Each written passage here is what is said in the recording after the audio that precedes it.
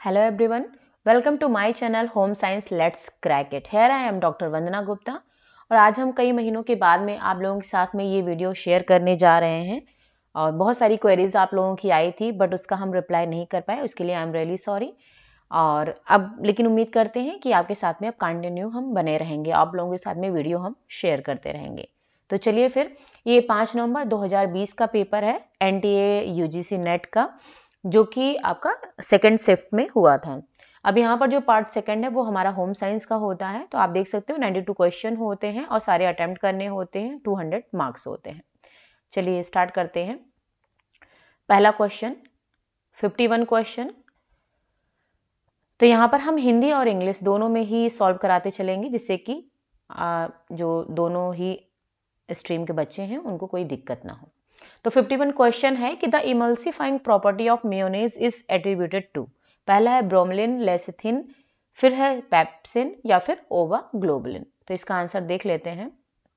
Answer है दूसरा, यानी कि लेसिथिन। इसका जो राइट आंसर है वो है लेसिथिन।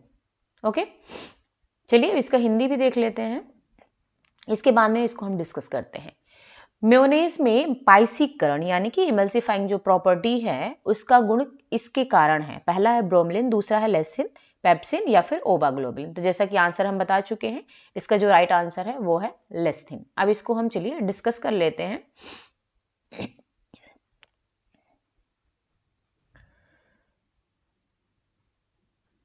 अब यहां पर आप देख सकते हो कि जब दो ऐसे द्रवों को जो कि आपस में मिलते नहीं मिलाया जाता है तो ऐसे तंत्र को पाइसीकरण कहते हैं।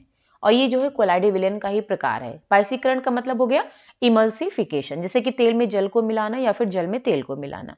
जिसकी मात्रा ज्यादा होती है वो परिक्षेपण माध्यम कहलाता है और जिसकी कम होती है वो परिक्षेत्र प्रवस्था कहलाती है।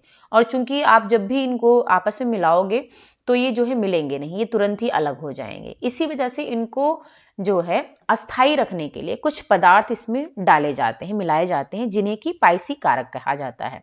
पाइसी कारक का मतलब है इमल्सिफायर, जिससे कि ये अस्थाई बने रहते हैं। तो वही मेयोनेज में भी होता है, इसमें फैट भी होता है और जो भी अन्य चीजें मिलाई जाती हैं तो वो चूंकि पूरे तरीके से मिक्स हो जाएं, इसी वजह से उनको अस्थाई रखने के लिए उसमें जो है लेस्टिन इमल्सिफायर को मिलाया जाता है, जिससे कि वो अस्थाई बने रहते हैं। ठीक है। फिर उसमें जो दूसरा ऑप्शन है ब्रोमलिन। तो ब्रोमलिन जो है ये एक एंजाइम है जो अनानास रस से निकाला जाता है और इसे दवा के रूप में प्रयोग भी किया जाता है। और ये एंजाइम प्रोटीन को पचाने का काम करता है।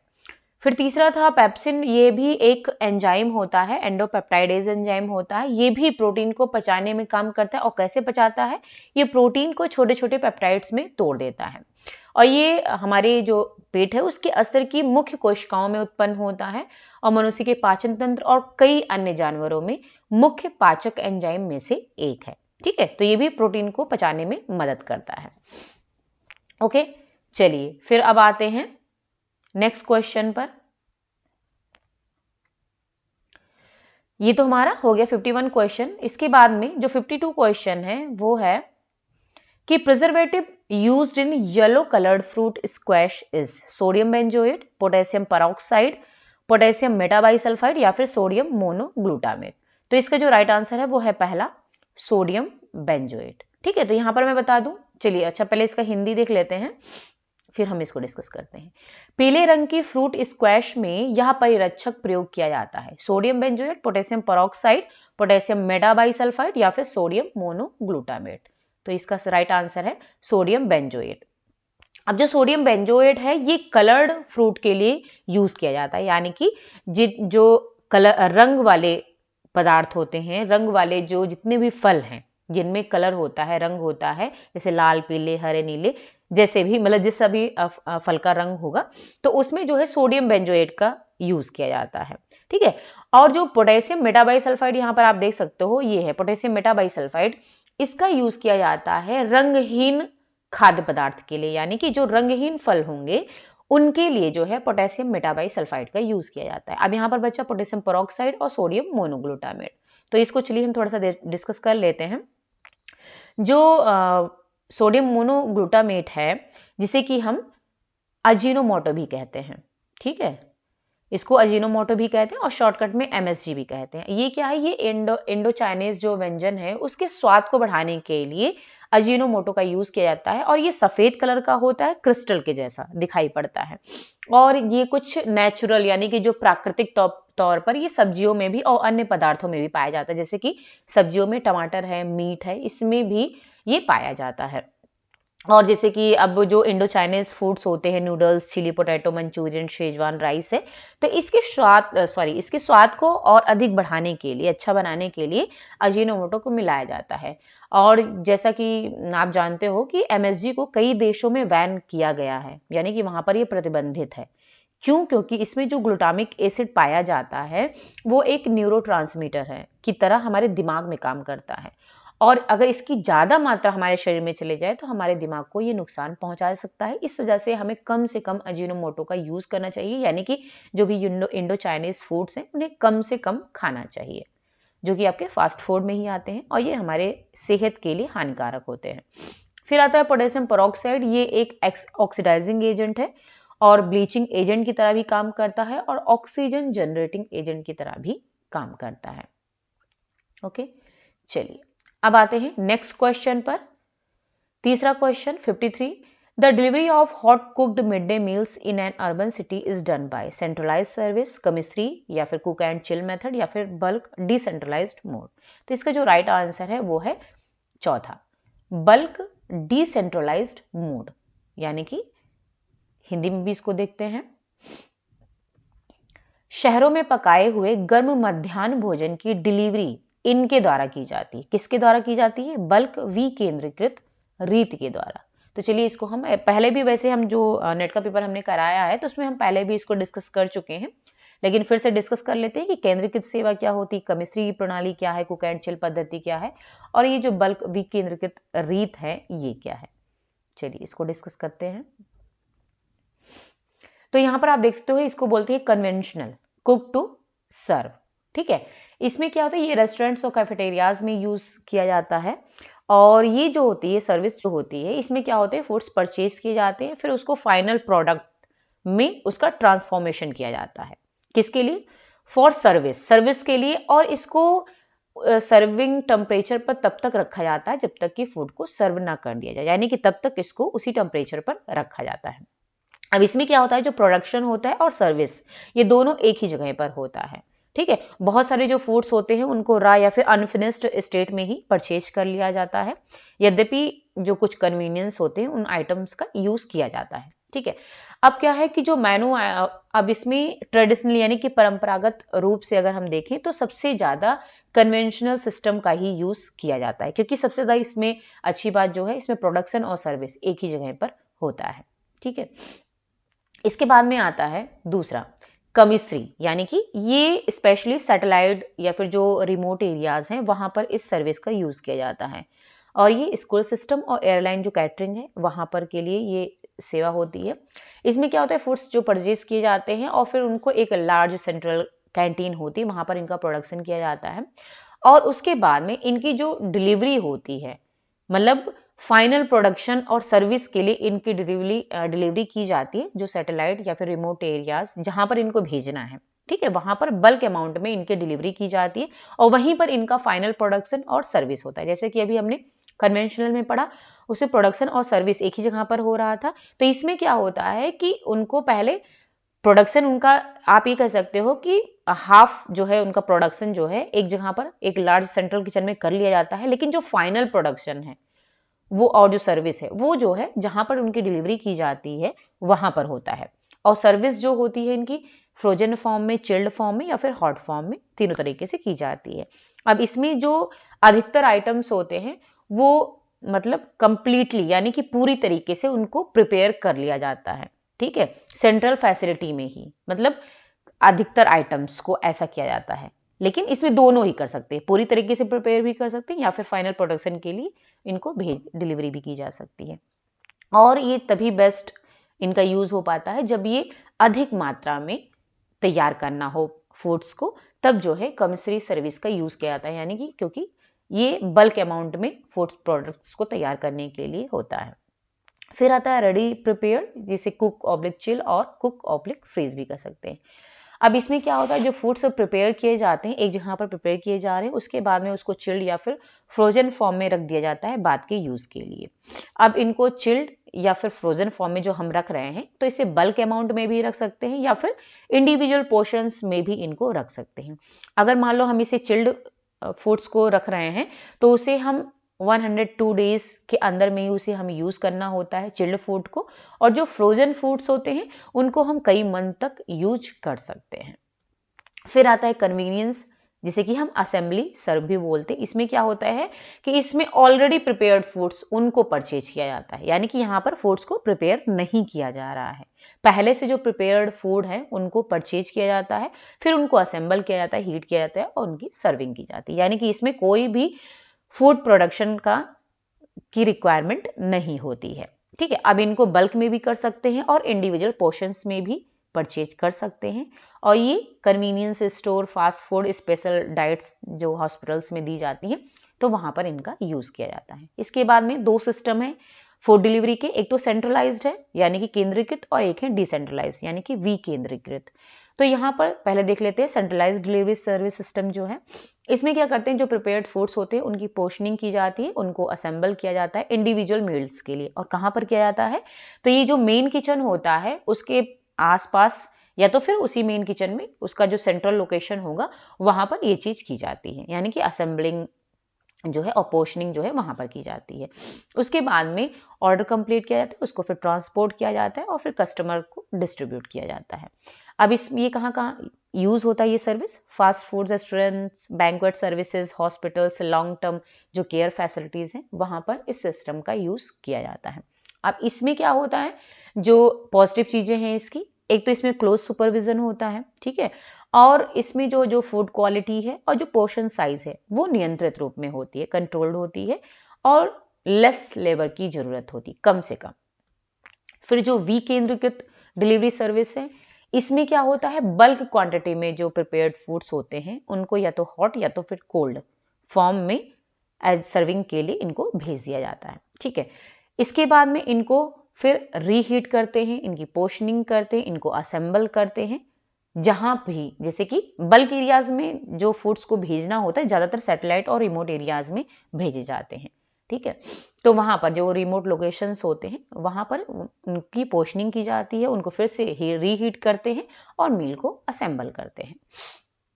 अब जहां पर चूंकि कंज्यूमर और किचन के बीच में जहां पर डिस्टेंस अधिक होती है वहीं पर इस सिस्टम का यूज किया जाता है। और वहां पर क्या होता है कि धोने के लिए जो बर्तन होते हैं उनको फिर से सेंट्रल किचन में वापस लौटा लिया जाता है, यानी कि आ जाता है धुलने के लिए। और इसमें जो है फूड जो है बल्क अमाउंट में रहते हैं तो वो ज़्यादा बेटर होते हैं, क्योंकि ट्रैवलिंग में बल्क अमाउंट में फूड्स की ट्रैवलिंग ज़्यादा सही होती है, जबकि अगर प्लेटेड फॉर्म में अगर होंगे तो उसमें दिक्कत हो सकती है। और इनको भी लार्ज हॉस्पिटल्स हैं, मेडिकल सेंटर्स हैं, स्कूल डिस्ट्रिक्ट या होटल्स हैं, तो यहाँ पर इनका यूज़ किया जाता है, यानी कि जहाँ भी बल्क क्वांटिटी में डिलीवरी की ज़रूरत होती है वहाँ पर डिसेंट्रलाइज डिलीवरी सिस्टम का यूज़ किया जाता है। ओके, चलिए अब आते हैं हम नेक्स्ट क्वेश्चन पर। आई थिंक आपको समझ में आ गया होगा, ये सारा हमने डिस्कस कर लिया है। फिर है one of the methods for recipe adjustment is by prime method, factor method, process charting या फिर पर्ट। तो इसका राइट आंसर है सेकंड, फैक्टर मेथड। ठीक है, हिंदी भी देख लेते हैं इसकी। रेसिपी एडजस्टमेंट के लिए एक तरीका है, प्राइम तरीका है, फैक्टर तरीका है, प्रोसेस चार्टिंग है या फिर PERT है। तो इसका जो राइट आंसर है वो है फैक्टर तरीका। तो चलिए फिर हम फैक्टर तरीका क्या होता है इसको हम डिस्कस कर लेते हैं। ये रेसिपी एडजस्टमेंट के लिए, ये ध्यान रखिएगा तो आपको आसानी से समझ में आ जाएगा।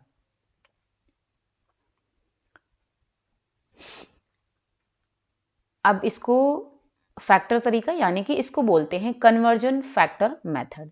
इसमें क्या होता है, कन्वर्जन फैक्टर मेथड जो है ये रेसिपी को एडजस्ट करने के लिए यूज किया जाता है। तो इसमें दो स्टेप्स होते हैं। पहले क्या करते हैं, कन्वर्जन फैक्टर निकालते हैं, उसके बाद में उस फैक्टर से जो भी ओरिजिनल रेसिपी है उसके जो भी इंग्रेडिएंट्स हैं उनसे उनको मल्टीप्लाई कर दिया जाता है। चलिए अभी हम डिस्कस कर लेते हैं, आपको समझ में आ जाएगा, क्लियर हो जाएगा। अब देखिए, मान लीजिए कि हमें 75 बिस्किट्स बनाने हैं यानी कि 75 बिस्किट्स बनाने थे पहले, लेकिन अब हमें लोग ज़्यादा हो गए तो हमें जो नई यील्ड है हमारी वो है 150 बिस्किट्स की, यानी कि अब हमें 75 की जगह 150 बिस्किट्स चाहिए। ठीक है, तो जो यहाँ पर इंग्रेडिएंट दिए हुए हैं ये 75 बिस्किट्स के अकॉर्डिंग है।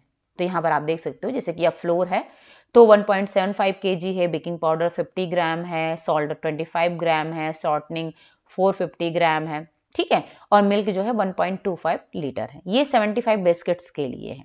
लेकिन अब हमें क्या करना है, हमें 150 बिस्किट्स चाहिए, तो फिर हम क्या करेंगे, पहले हम कन्वर्जन फैक्टर निकालेंगे। तो कन्वर्जन फैक्टर निकालने के लिए जो हमारी नई यील्ड थी उसको पुरानी यील्ड से डिवाइड कर देंगे। तो नई यील्ड हमारी 150 है और पुरानी यील्ड हमारी थी 75, तो हमारा जो फैक्टर आ गया कन्वर्जन फैक्टर वो आ गया 2। ठीक है, अब क्या करेंगे, इसको हम मल्टीप्लाई करेंगे। तो आप देख सकते हो इस चार्ट में किस तरीके से मल्टीप्लाई किया जा रहा है। अब फ्लोर कितना था, 1.75 kg था। ठीक है, 2 हमारा कन्वर्जन फैक्टर है, तो इंग्रेडिएंट्स को हमें इनटू करना है, मल्टीप्लाई करना है। तो इसको जब हम इनटू कर देंगे तो हमारे ये 3.5 kg हो जाएगा।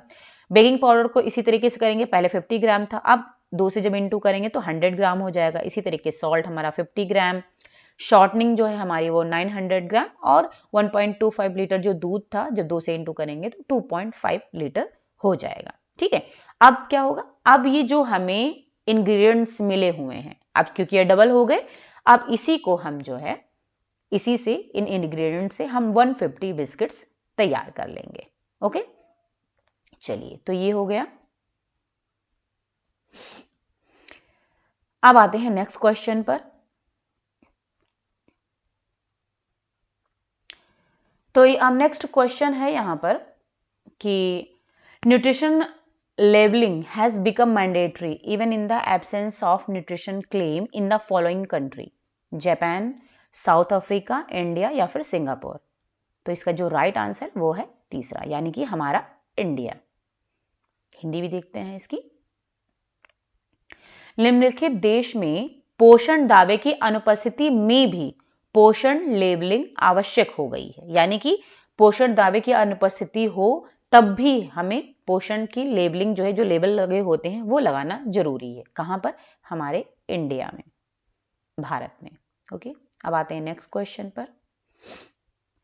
The community intervention programme launched by the union health ministry for youth both rural and urban poor and affluent is NFSM या फिर सबला या फिर RKSK या फिर NGCP।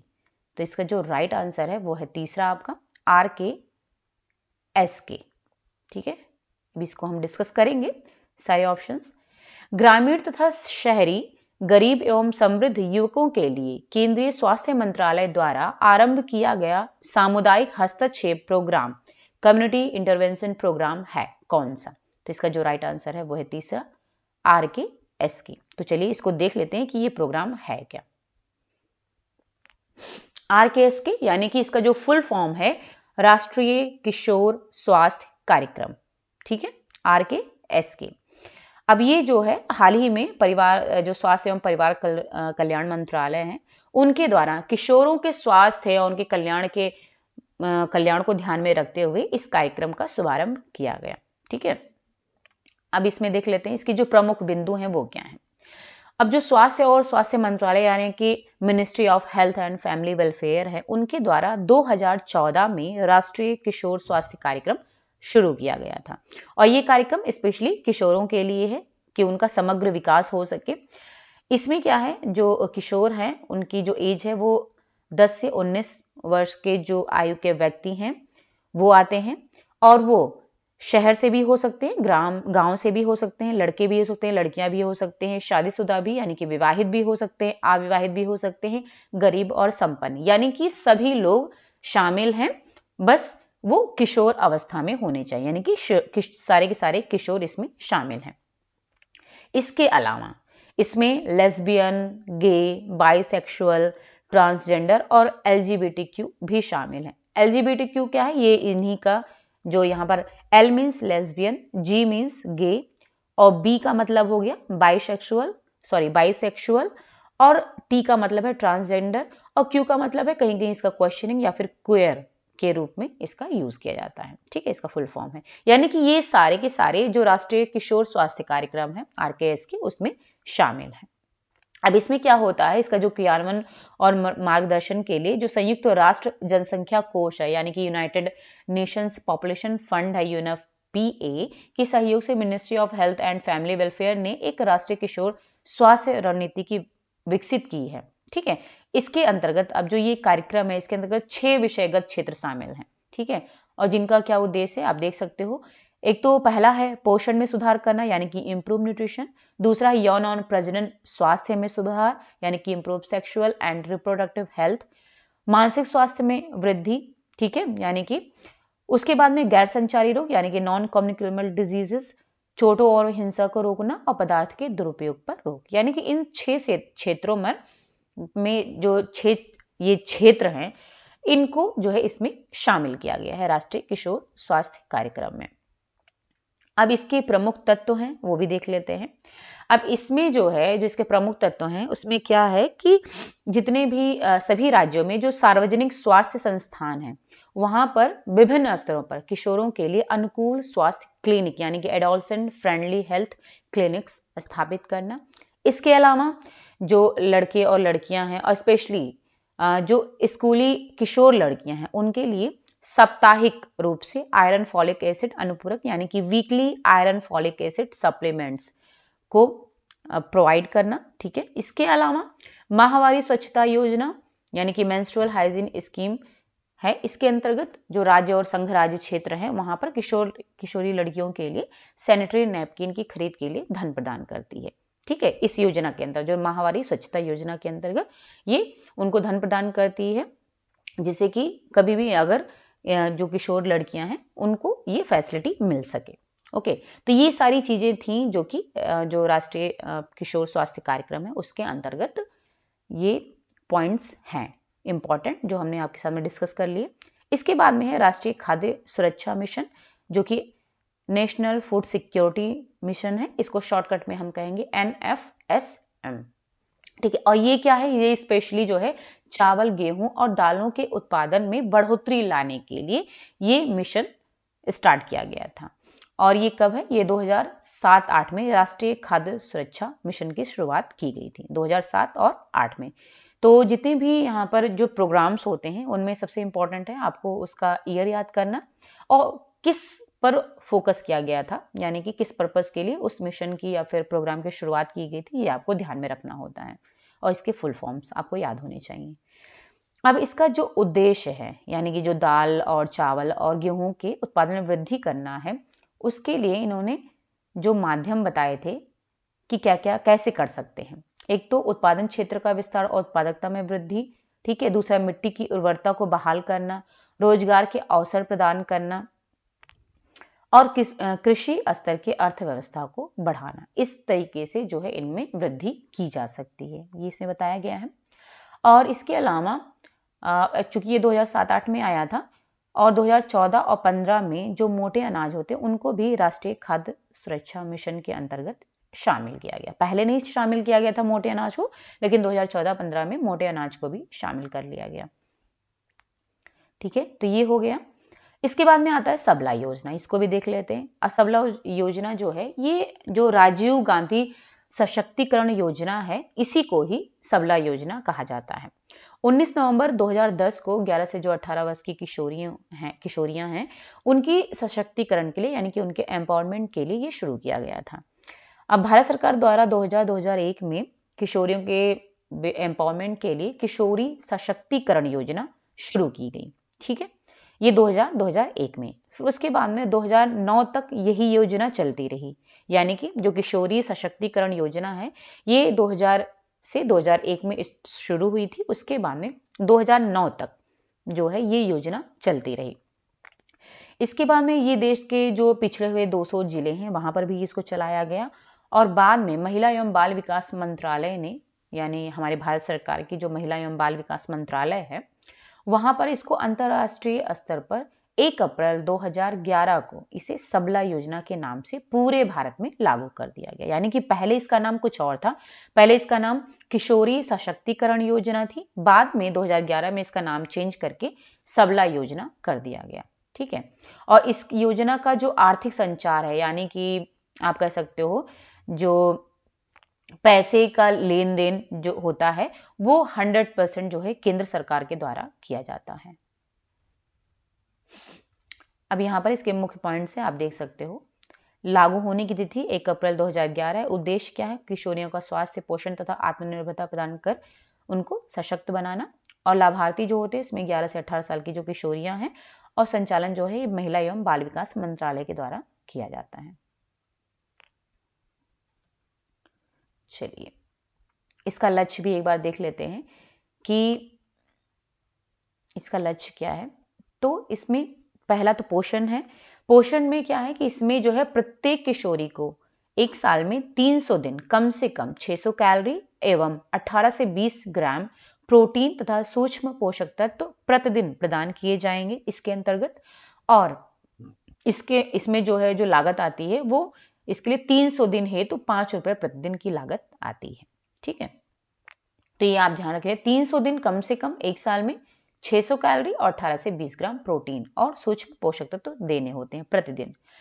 इसके अलावा और भी चीजें हैं, आयरन एवं फॉलिक एसिड सप्लीमेंट्स देने होते हैं। स्वास्थ्य जांच तथा रेफरल सेवाएं हैं इस योजना के अंतर्गत। पोषण एवं स्वास्थ्य शिक्षा है, परिवार कल्याण पर परामर्श दिए जाते हैं, गृह प्रबंधन के बारे में बताया जाता है। 16 वर्ष से अधिक आयु की लड़कियों के लिए राष्ट्रीय कौशल विकास कार्यक्रम के अंतर्गत व्यावसायिक प्रशिक्षण भी दिया जाता है। यानी कि ये सारी सेवाएं जो हैं वो इस योजना के अंतर्गत दी जाती हैं। चलिए अब आते हैं नेक्स्ट क्वेश्चन पर। ये हो गया, तो हमने एनएफएसएम और एसएबीएल यानी कि सबला, आरकेएसके, एनजीसीपी ये सब कुछ हमने डिस्कस कर लिया है। एक मिनट,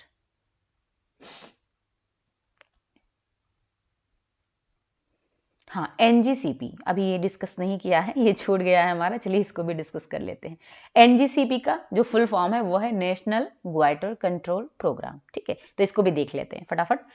अब ये जो प्रोग्राम चलाया गया था, ये आयोडीन की कमी से जो होने वाले घेंगा रोग थे उनके बढ़ते हुए मामलों को देखते हुए भारत सरकार ने 1962 में 1962 में राष्ट्रीय घेंगा नियंत्रण प्रोग्राम, जिसे कि नेशनल ग्वाइटर कंट्रोल प्रोग्राम कहते हैं, ये चलाया गया 1962 में।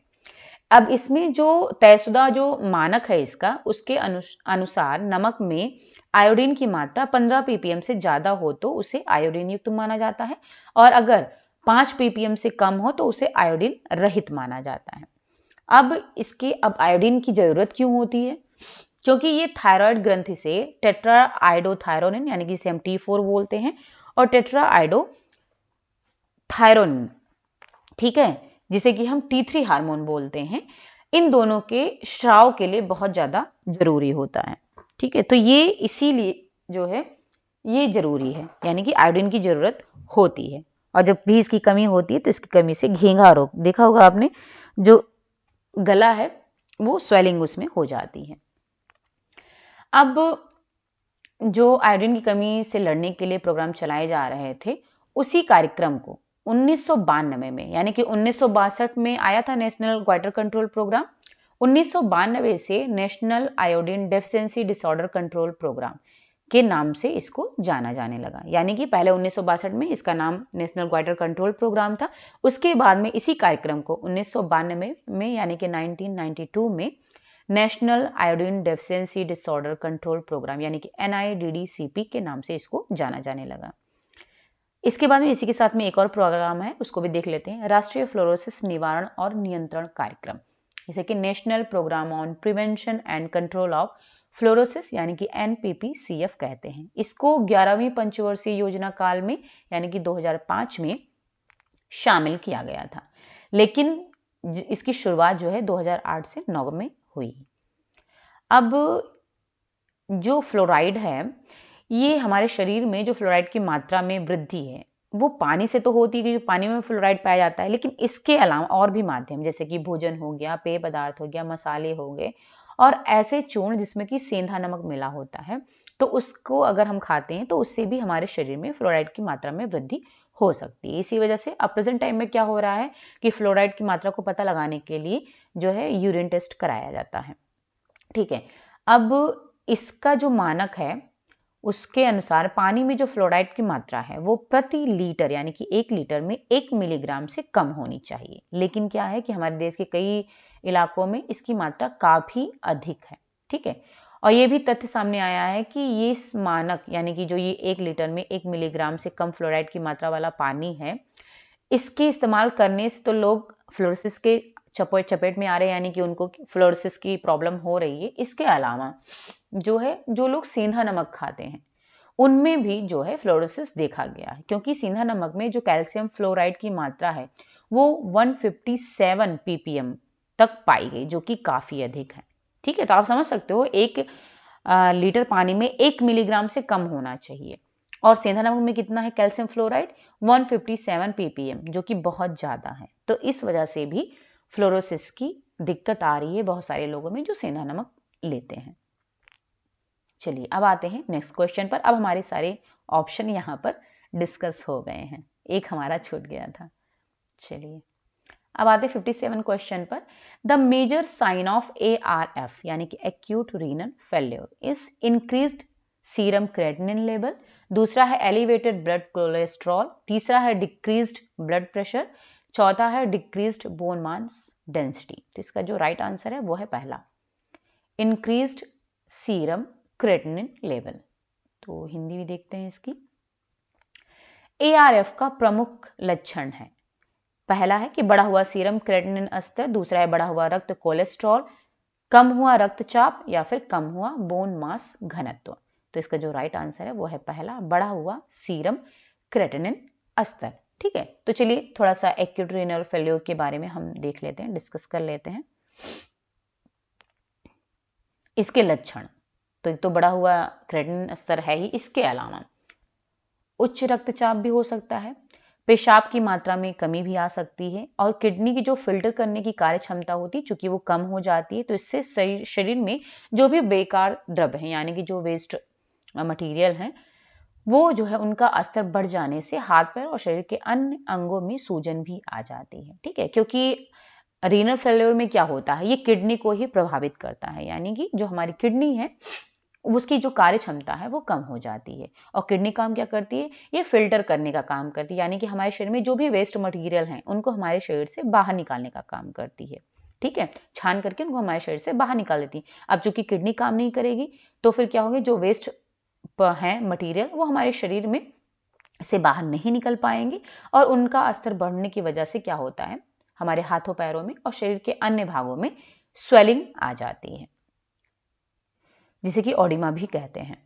इसके अलावा सांस आने में परेशानी होना, थकान रहना, व्यवहार में बदलाव आना और भ्रम में रहना, और इसके अलावा भूख कम लगता है, जी मचलाता है, उल्टी आती है, और गंभीर स्थिति में कोमा जैसे मामले हो जाते हैं। और अगर इलाज ना किया जाए तो जान का खतरा भी रहता है, क्योंकि अल्पकालीन किडनी जो विफलता है यानी कि जो एक्यूट रीनल फेल्योर है वो क्रॉनिक रीनल फेल्योर यानी कि दीर्घकालीन किडनी विफलता में बदल जाती है। ठीक है, थोड़ा सा हम देख लेते हैं कि ये होता क्या है।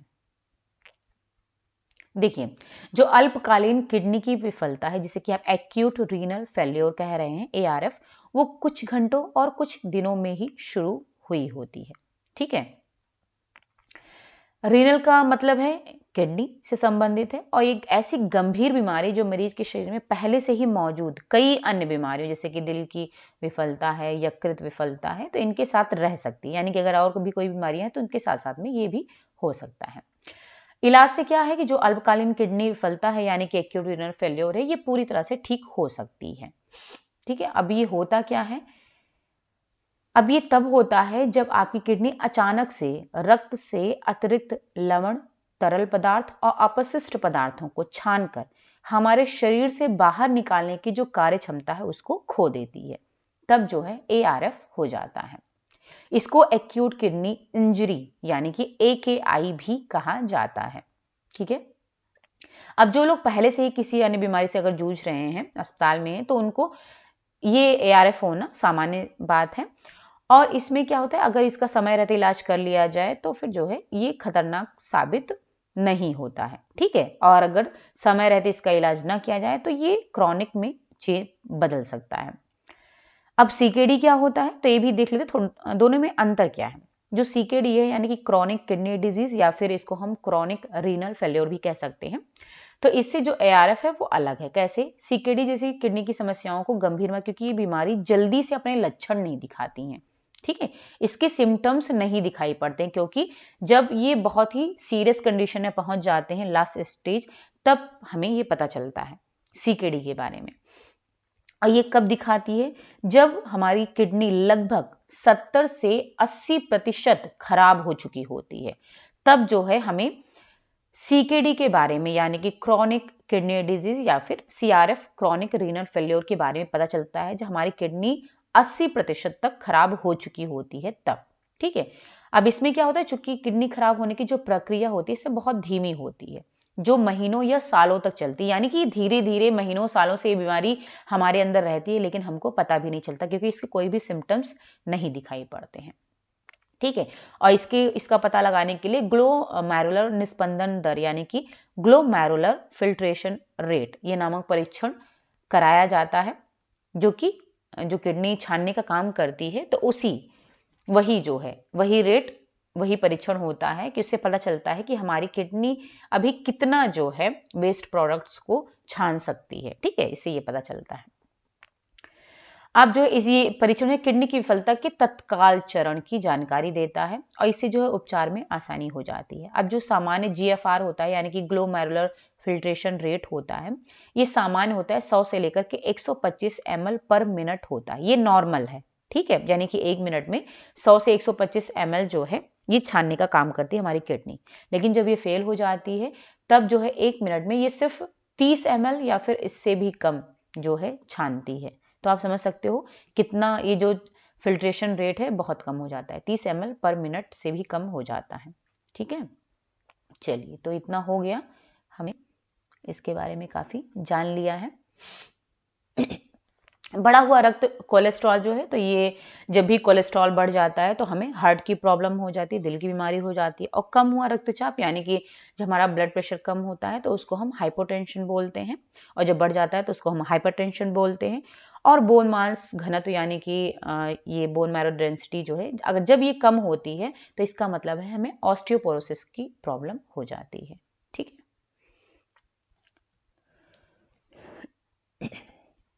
फिर है विच of the following instruments is used for estimation of colour values.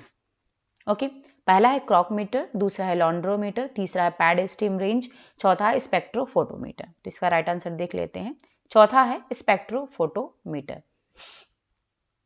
Hindi इसकी है, निम्नलिखित यंत्रों में से कौन सा यंत्र कलर वैल्यू का अनुमान लगाने में उपयोग किया जाता है, यानी कि कलर वैल्यू के लिए कौन से यंत्र का प्रयोग किया जाता है, तो वह है स्पेक्ट्रोफोटोमीटर। अब यहाँ पर क्रॉकोमीटर, लॉन्ड्रोमीटर और पैड स्टीम रेंज जो है इसको भी हम देख लेते हैं, डिस्कस कर लेते हैं ये होता क्या है। यहाँ चूंकि कुछ चीजें कुछ जो है मैं इंग्लिश में ही यहाँ पर है मैटर, लेकिन मैं उसको आपको हिंदी में समझा देती हूँ, आपको दिक्कत नहीं होगी। अब क्रॉकोमीटर है और जो लॉन्ड्रोमीटर है, तो आप इतना जान लो कि सिंपल लैंग्वेज में कि जो क्रॉकोमीटर है ये रबिंग फास्टनेस टेस्टर होता है, ठीक है, यानी कि कपड़े को जब हम रगड़ते हैं तो रगड़ने से जो उसका कलर एक कपड़े से दूसरे कपड़े में ट्रांसफर होता है उसको टेस्ट करने के लिए क्रॉकोमीटर का यूज किया जाता है, इस वजह से इसको रबिंग फास्टनेस टेस्टर बोलते हैं, ठीक है। और जो लॉन्ड्रोमीटर है इसको वॉशिंग फास्टनेस टेस्टर बोलते हैं। इसमें क्या होता है कि ये जो है यूज किया जाता है कब, कलर फास्टनेस को डिटरमाइन करने के लिए जो भी कपड़े होते हैं जब हम उनको धुलते हैं, ठीक है। और इसके साथ में और इसको किससे धुलते हैं, जैसे जो वॉशिंग मशीन्स होती हैं, रोटेटिंग वॉशिंग मशीन जैसे गायरो वॉश है या फिर रोटा वॉश है, ये वॉशिंग मशीन्स होती हैं, इनमें जो कपड़े को धुला जाता है तो उस समय कलर फास्टनेस को चेक करने के डिटरमाइन करने के लिए लॉन्ड्रोमीटर का यूज किया जाता है। इसमें क्या होता है कि मान लिया हमने कपड़े का एक स्पेसिमेन ले लिया और उसके कांटेक्ट में कुछ और भी पीसेस हैं कपड़ों के साथ में, ठीक है, तो जो सोडा सोल्यूशन है उसमें हमने डाल दिया, ठीक है। अब उसको हम मैकेनिकली भी जो है धुल सकते हैं, ठीक है, या फिर मशीन के द्वारा भी कर सकते हैं।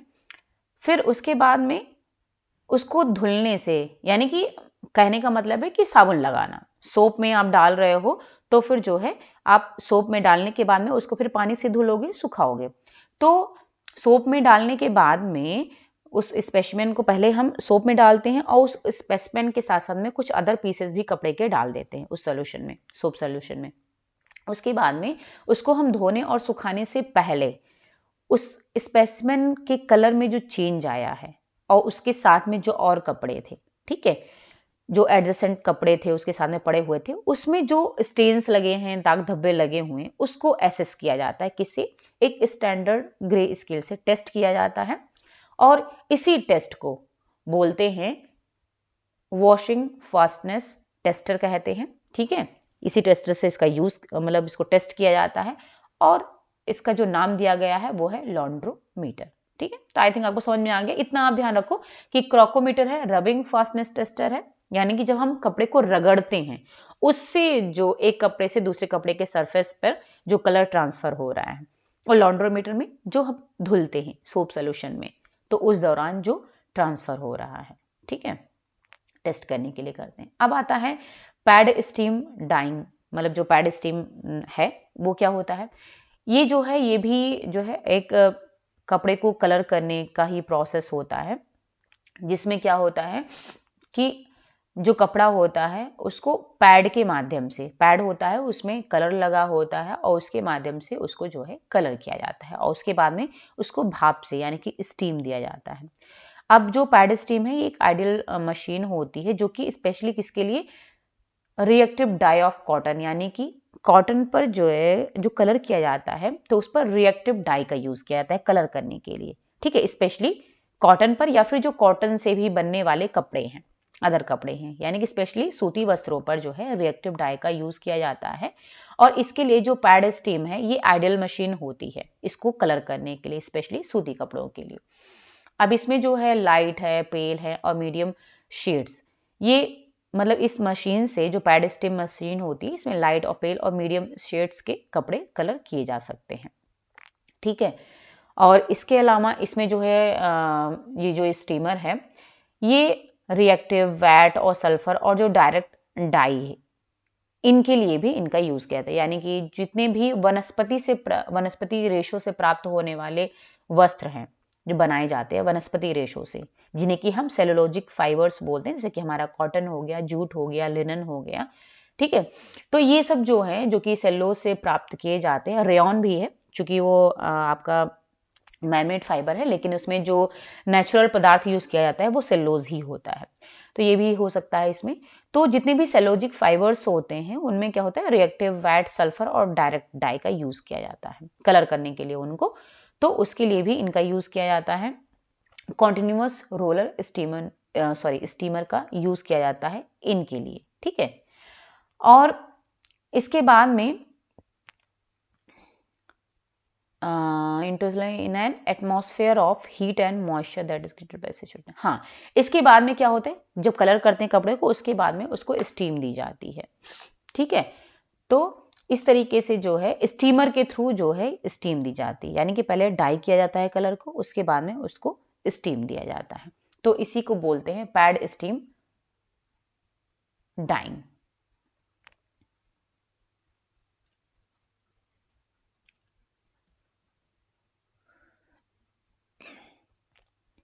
ओके, तो ये तीनों चीजें हो गई।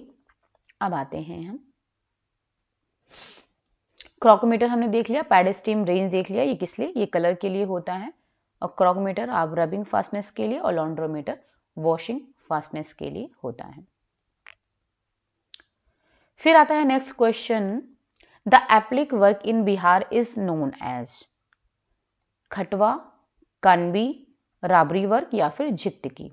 तो इसका आंसर है पहला खटवा। बिहार में ये फेमस है एप्लिक वर्क, जैसे कि खटवा बोलते हैं। बिहार में एप्लिक के काम को किस रूप में जाना जाता है? तो इसका आंसर है खतवा। चलिए इसको भी देख लेते हैं। अब जो खतवा है ये तो जैसा कि बिहार में फेमस है, और इसमें करते क्या है, मतलब ये डिजाइन कैसे तैयार की जाती है, जो ये एप्लिक वर्क है इसमें जैसे एक कपड़े की कटिंग्स होती हैं, उसको दूसरा जो कपड़ा होता है, दूसरे कपड़े की पीस होती है, उसके ऊपर उसको स्टिच कर दिया जाता है, यानी कि उस पर सिलाई कर दी जाती है। यानी कि एक कपड़ा लेते हैं, उसके ऊपर एक कटिंग कपड़े की, उसको उस पर उसकी स्टिचिंग कर दी जाती है, तो इसी को बोलते हैं खतवा। ये एप्लिक वर्क जो कि बिहार में किया जाता है, ठीक है। और स्पेशली ये जो टेंट्स और शामियाना है, इनको तैयार करने के लिए ये वर्क किया जाता है।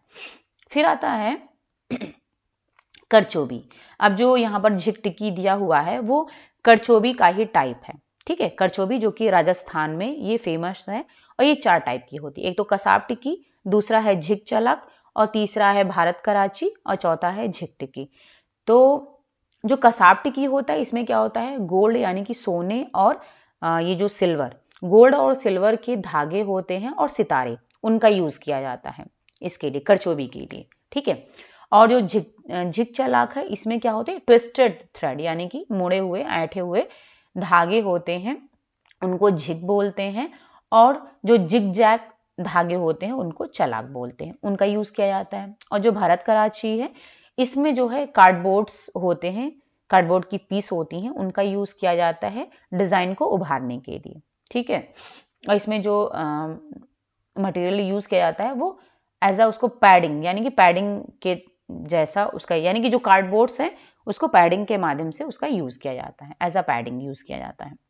फिर जो झिकटिकी है, उसमें भी क्या होता है कि ट्विस्टेड यानी कि ऐंठे हुए धागे और सितारों का यूज किया जाता है, ठीक है। तो ये झिकटिकी होता है जो कि करचोबी का ही एक टाइप है, और ये कहां पर फेमस है, राजस्थान में।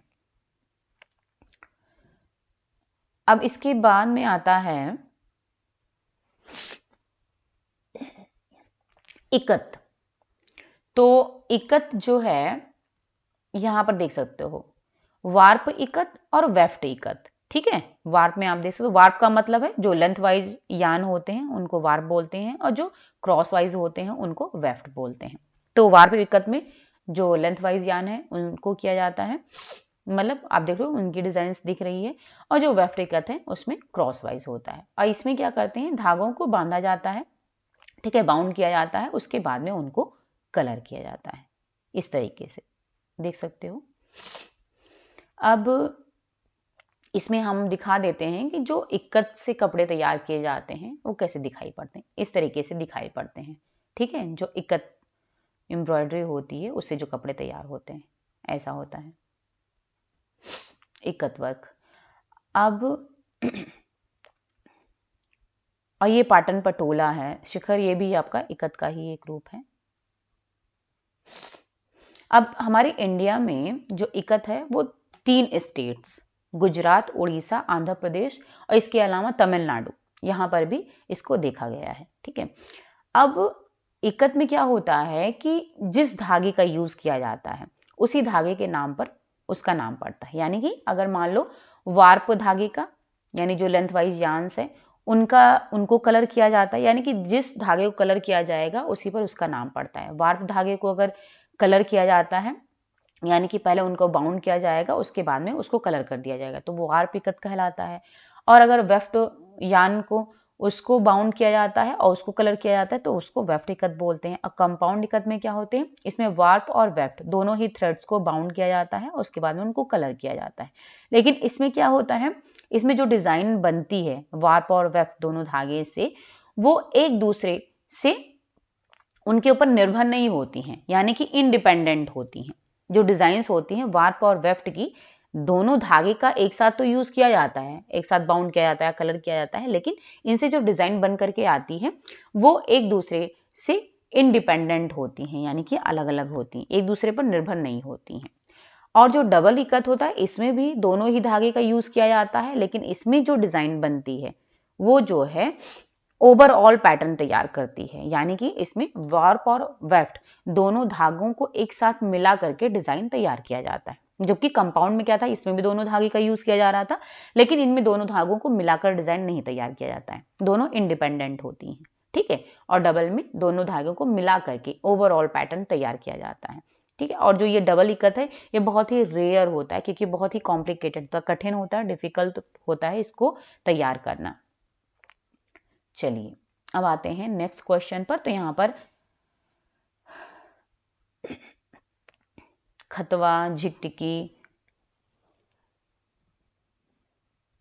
और ये जो है क्या बोलते हैं राबरी है, कानवी है, ये भी जो है आपका तमिलनाडु में ही इनका यूज किया जाता है, यानी कि तमिलनाडु में ये ज्यादा फेमस है। चलिए ओके, हमने आपको पहले ही ये सारी चीजें बता दी हैं। चलिए ये तो हो गया, कोई नहीं। अब जो नेक्स्ट है, ये तो खतवा हो गया। जो नेक्स्ट क्वेश्चन था, in which of the following places warp ikat is not produced. ठीक है, जो कि इकत हम आपको पहले ही डिस्कस कर चुके हैं। ठीक है, कोई बात नहीं। तो इसमें पहला है पाटन, दूसरा है तंजौर, कांचीपुरम और सूरत। ओके, तो इसका जो राइट आंसर है वो है चौथा, सूरत। यानी कि in which of the following warp ikat is not produced, ये पूछा जा रहा है। ठीक है, तो जो वार्प इकत ये कहां पर प्रोड्यूस नहीं होता है, तो वो है आपका सूरत।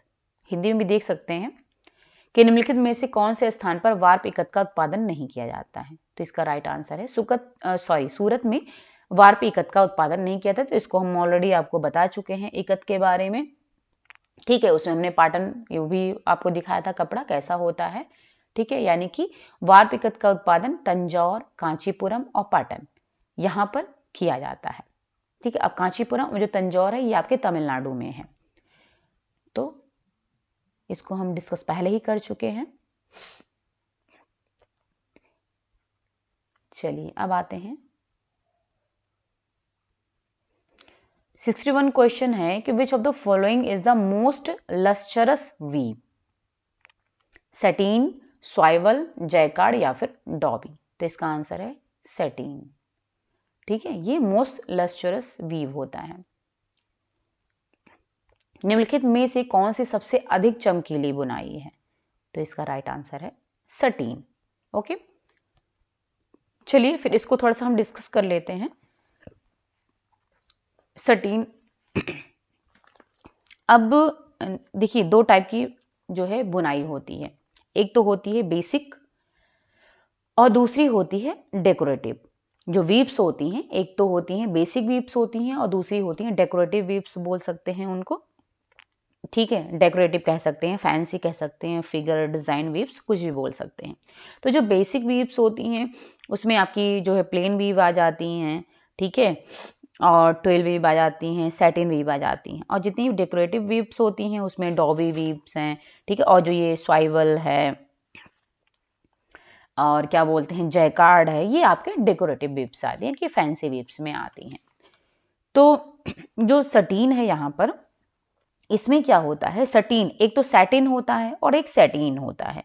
तो सैटिन में क्या होता है, उसका जो फेस होता है वो वार्प फेस होता है, यानी कि उसके फेस पर जो उसकी सतह होती है कपड़े की, तो जो बुनाई होती है उस पर वार्प धागे यानी कि वार्प थ्रेड्स दिखाई देते हैं। ठीक है, वो फ्लोट करते हुए दिखाई देते हैं। फ्लोट करने का मतलब है तैरते हुए। जो वार्प थ्रेड्स हैं वो सतह पर फ्लोट करते हुए दिखाई देते हैं सैटिन में। और जो सटीन होता है इसमें क्या होता है, जस्ट अपोजिट होता है ये सैटिन के। इसमें क्या होता है, जो वेफ्ट थ्रेड्स होते हैं, जो क्रॉस वाइज थ्रेड्स होते हैं जिन्हें कि वेफ्ट बोलते हैं, तो वो फ्लोट करते हुए दिखाई देते हैं। और इनको हम वेफ्ट थ्रेड्स को फिलिंग यार्न्स भी बोलते हैं। ये जो है फेस पर तैरते हुए दिखाई देते हैं और इनको सटीन बोलते हैं। ठीक है, और जो सैटिन है और सटीन है दोनों ही बहुत ही चमकदार बुनाई होती है।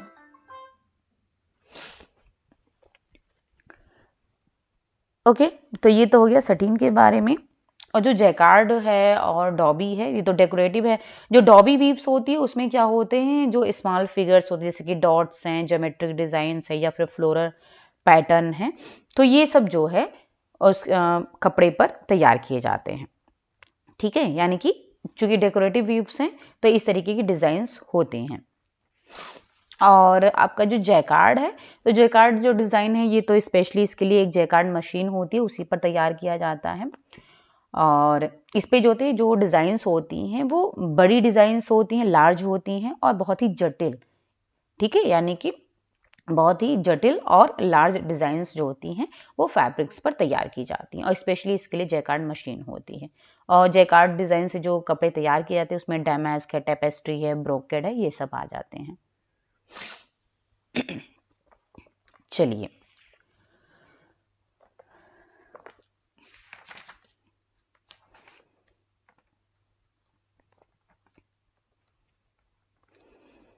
अब आते हैं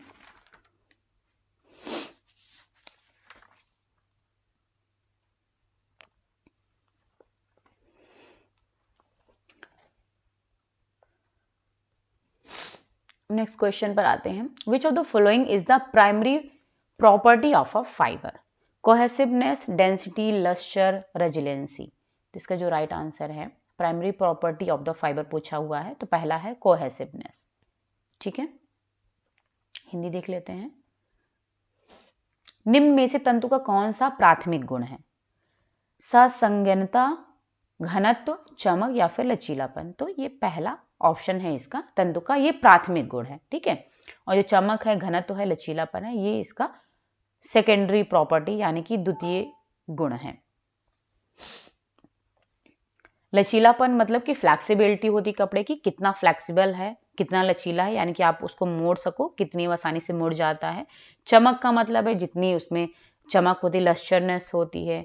ठीक है, घनत्व का मतलब है सघनता हो जाता है, और कोहेसिवनेस का मतलब है कि एक दूसरे से जोड़ने की क्षमता जो होती है वो कोहेसिवनेस कहलाती है। फिर 63 क्वेश्चन है, विच of the following is not a dart equivalent? Style line, princess line, gathers या फिर डार्ट टक? तो इसका राइट आंसर है स्टाइल लाइन। ओके, निम्नलिखित में से कौन सा डार्ट समतुल्य नहीं है? तो वो है, इसका राइट आंसर है स्टाइल लाइन। ये डार्ट के समतुल्य नहीं है। अब यहाँ पर प्रिंसेस लाइन है, चुन्नट है, डार्ट टक है, इन तीनों का एक ही उद्देश्य होता है। ठीक है, चलिए अब इसको हम थोड़ा सा देख लेते हैं। प्रिंसेस लाइन और स्टाइल लाइन में डिफरेंस देख लेते हैं। यहां पर देख सकते हो आप, ये है प्रिंसेस लाइन और ये है स्टाइल लाइन। प्रिंसेस लाइन में जो भी सिलाई होती है गारमेंट में कपड़े पर की जाती है, ठीक है, वो उसके एपेक्स का मतलब होता है शिखर, यानी कि ऊपर से होती है। और इसमें जो सिलाई होती है वो एपेक्स के थ्रू नहीं होती है।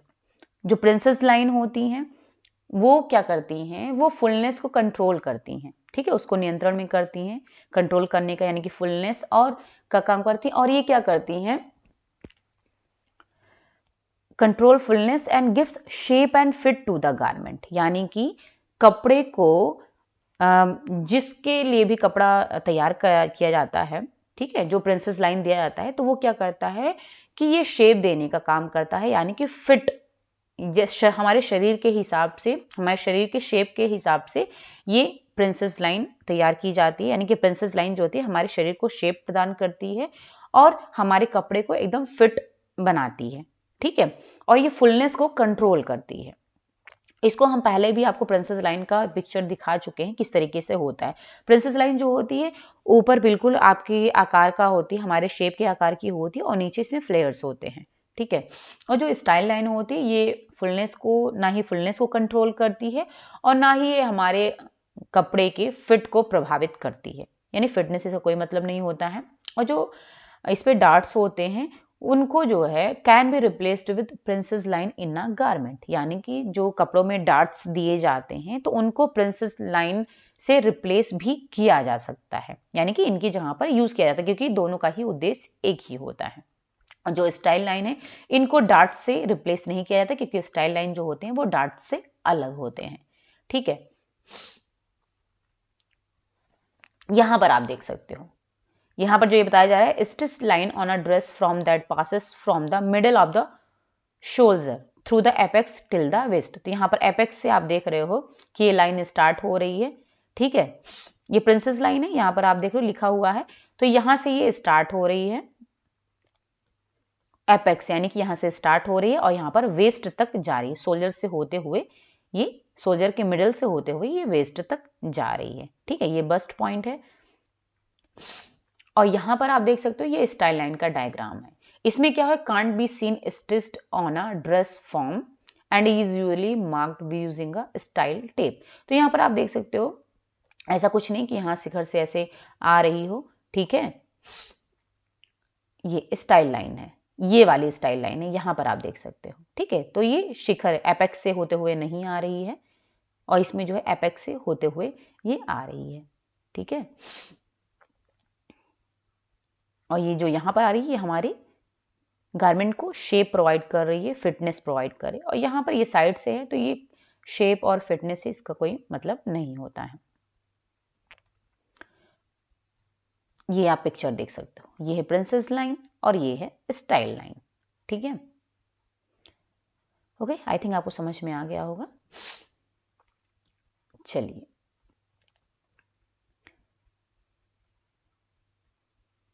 अब आते हैं, ये हो गया। तो आप यहाँ पर डार्ट का मतलब समझ चुके हो, डार्ट है, प्रिंसेस लाइन है, चुन्नट है, इन सब का एक ही काम होता है, यानी कि उद्देश्य एक ही होता है, जबकि स्टाइल लाइन जो है ये अलग होती है, इसी वजह से यहाँ पर डिफरेंट है ये। फिर है starch paste is used in removing which of the following stains, iodine, ink, rust या फिर ग्रास। तो इसका आंसर है आयोडीन। निम्नलिखित में से कौन से दाग को हटाने के लिए स्टार्च पेस्ट का प्रयोग किया जाता है? तो किस को हटाने के लिए? आयोडीन को हटाने के लिए स्टार्च पेस्ट का प्रयोग किया जाता है। इसके अलावा अगर मान लीजिए ग्रास, घास के दाग को हटाना है तो उसके लिए व्हाइट विनेगर का यूज किया जाता है, और इंक और रस्ट यानी कि स्याही और जंग के दाग को हटाने के लिए ऑक्सैलिक एसिड का प्रयोग किया जाता है, और इंक के लिए अल्कोहल का भी प्रयोग किया जाता है स्याही के दाग को हटाने के लिए। ओके, चलिए तो अभी लास्ट क्वेश्चन है, इसके बाद हम नेक्स्ट वीडियो में शेयर करेंगे आप लोगों के साथ में क्वेश्चंस को।